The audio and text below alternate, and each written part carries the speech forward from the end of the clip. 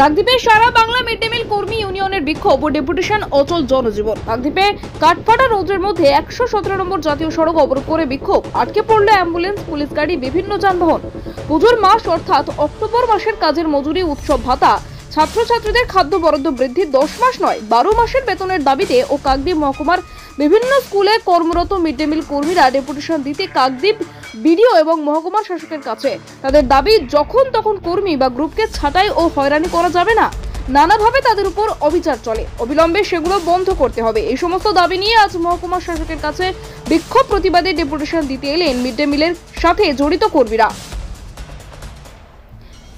বিক্ষোভ কর্মীদের দেখার পর বিডিও অফিসে ঢোকার মূল গেট বন্ধ করে দেয়। খুবই ফেটে পড়ে বিক্ষোভকারীরা। শেষ পর্যন্ত প্রশাসন এবং বিক্ষোভকারীদের মধ্যস্থতায় 5 জনের দল বিডিওর কাছে গিয়ে ডেপুটেশন দেয়।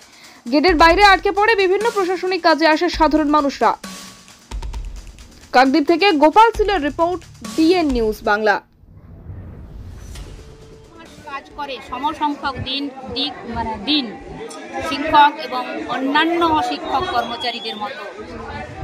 আমরা খুব আশ্চর্যের সঙ্গে লক্ষ্য করছি, এই মেয়েরা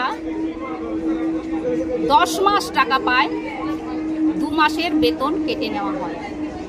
অন্যদের মতো কিন্তু 12 মাসের বেতন দেওয়া হয় না।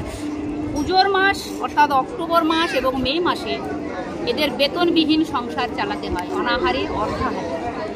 পুজোর মাসে যখন সকলে উৎসবে মাতে, সারা বছর খেতে না পেলেও এদের উৎসবে মাতা তো দূরের কথা, এদেরকে কিন্তু অনাহারে দিন কাটাতে হয়, বিপর্যয়ের মুখে পড়ে।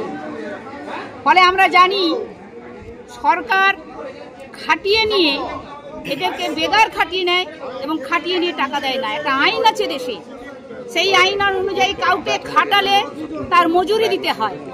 এই 2 মাস খাটিয়ে নিয়েও মজুরি দেয় না। আমরা প্রশাসনের সর্বস্তরে গেছি। আমরা এই প্রশাসন কাকদ্বীপ মহকুমা এলাকায় আমরা কাজ করি এবং এই এলাকার মিড ডে মিল প্রকল্পকে সুষ্ঠুভাবে এগিয়ে দিয়ে চাই। আমরা সবিনয় নিবেদন করি এই প্রশাসনের কাছে, তারা নিশ্চয়ই ভাবেন এই এলাকার মানুষের জীবন জীবিকা সুষ্ঠুভাবে পরিচালনা করার জন্য।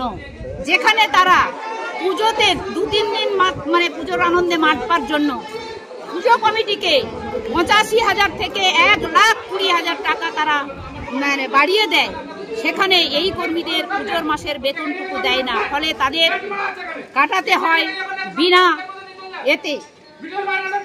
স্পষ্ট দাবি আমাদের, এই অক্টোবর মাসে এখনই আপদকালীন যে আমাদের ফান্ড তহবিল আছে এই এলাকার বিপর্যয়ে যেটা ব্যবহার করা হয়, আসলে তো এই কর্মীদের পরিবারগুলো বিপর্যয়ের মুখে, তাদেরকে অস্থায়ীভাবে হলেও পুজোর মাসে বোনাস এবং বেতন দেওয়া হোক। আপনার নাম? আমার নাম সুনন্দা পণ্ডা, আমি সভাপতি সারা বাংলা মিড ডে মিল কর্মী ইউনিয়ন AIUTC।